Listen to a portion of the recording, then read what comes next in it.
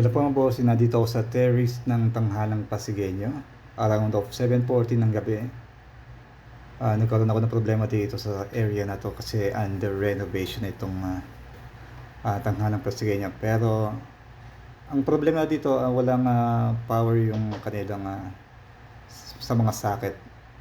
So under renovation po yan, tapos nakatulong yung product ng technical team o technical booth na EcoFlow Power Station. Ayan, nakapag-power na po ako sa aking Suncom 06. So malaking tulong to sa mga naka-blackout or bigla ang nag-brownout itong EcoFlow Power Station. So click nyo na po yung description down below para makabili na po yung ganitong EcoFlow Portable Power Station. So yan, nakapag-power na po.